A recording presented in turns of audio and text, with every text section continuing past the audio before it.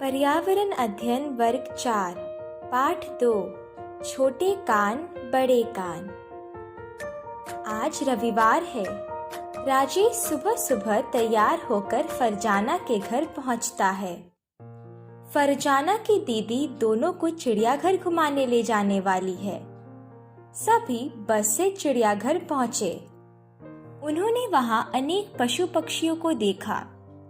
बाघ को देखकर फरजाना बोली, दीदी, बाघ से मुझे डर लगता है, पर इसका शरीर कितना सुंदर है।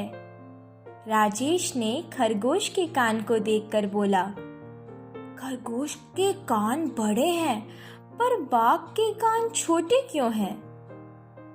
तभी दीदी ने दोनों से पूछा, सभी जानवरों के कान अलग अलग तरह के होते हैं। हाथी के बड़े सूप जैसे, चूहे के छोटे और खरगोश के लंबे। तुम्हें क्या लगता है, जिन जानवरों के कान बाहर नहीं दिखाई देते, उनके भी कान होते हैं या नहीं? दोनों बच्चे सोच में पड़ गए। प्यारे बच्चों, नीचे दी गई सूची में कुछ जानवरों के नाम दिए गए हैं, जैसे हिरन, मेंढक, मछली, चींटी, कौवा, चीता, चिड़िया, भैंस, सांप, छिपकली, सूअर, बतख, जिराफ, हाथी, बिल्ली। उनके नाम दी गई तालिका में लिखो। जानवर जिनके कान बाहर से दिखाई देते हैं, जैसे कि हिरन, चीता, भैंस। जानवर जिनके कान बाहर से दिखाई नहीं देते हैं, मेंढक, मछली, चींटी आदि। अब बच्चों, आपके पाठ्य पुस्तक की पृष्ठ संख्या 7 पर दिए गई सारणी में जानवरों के बिना कान के चित्र को उनके सही कान के चित्र के साथ मिलान करो। भैंस, हिरन, गिलहरी, हाथी, कुत्ता, जिराफ। नीचे दिए गए चित्रों को देखो। क्या तुम्हें इन जानवरों के कान दिखाई दे रहे हैं? कौवा, मुर्गा, बतख, गिरगिट। हाँ, इन जानवरों के कान बाहर से दिखाई नहीं दे रहे हैं। तुम्हें पता है ना कि कान सुनने में मदद करते हैं? क्या तुमने पक्षियों के कान देखे हैं? नहीं ना? पर इनके सिर के दोनों तरफ छोटे छोटे छेद होते हैं, जो इनके कान हैं। पंखों से ढके होने के कारण ये दिखाई नहीं देते। अगर तुम ध्यान से देखोगे तो छिपकली के भी छोटे छोटे कान दिखाई देंगे। मगरमच्छ के भी छोटे छेद जैसे कान होते हैं, लेकिन आसानी से दिखाई नहीं देते।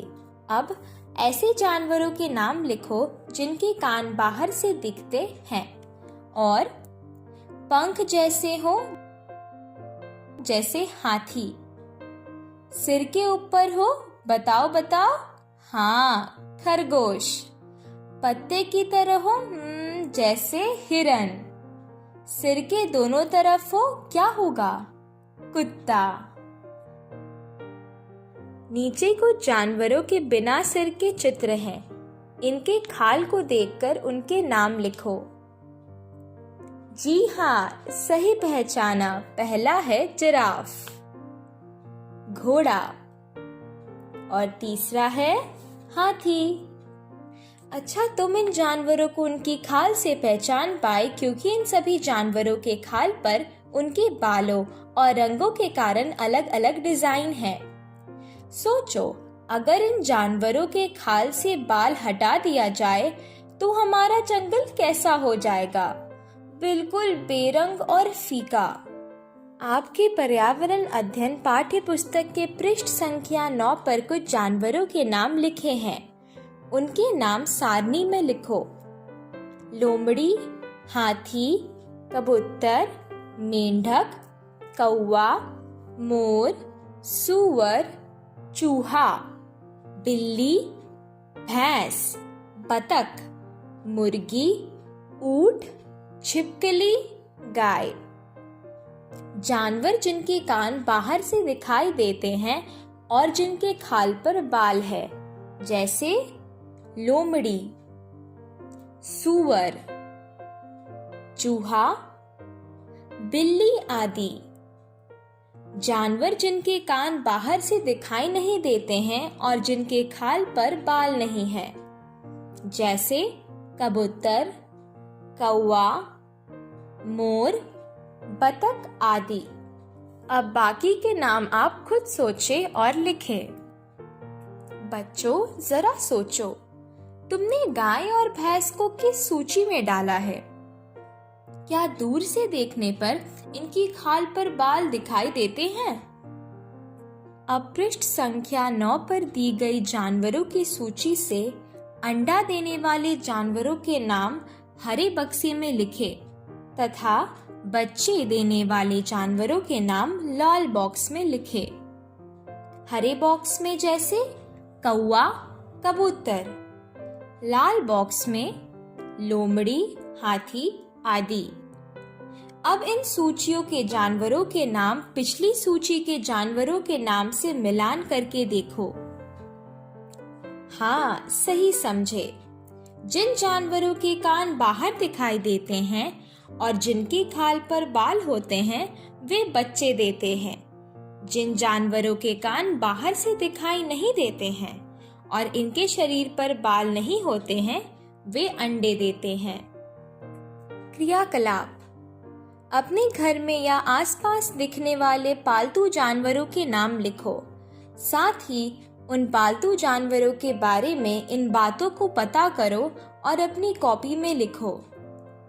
वे जानवर क्या क्या खाते हैं? क्या उन्हें गुस्सा आता है? कब? तुम्हें कैसे पता चलता है कि वह गुस्से में हैं? उनके शरीर पर बाल हैं या पंख?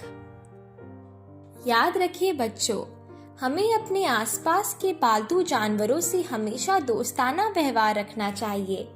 उन्हें बिना वजह गुस्सा नहीं दिलाना चाहिए।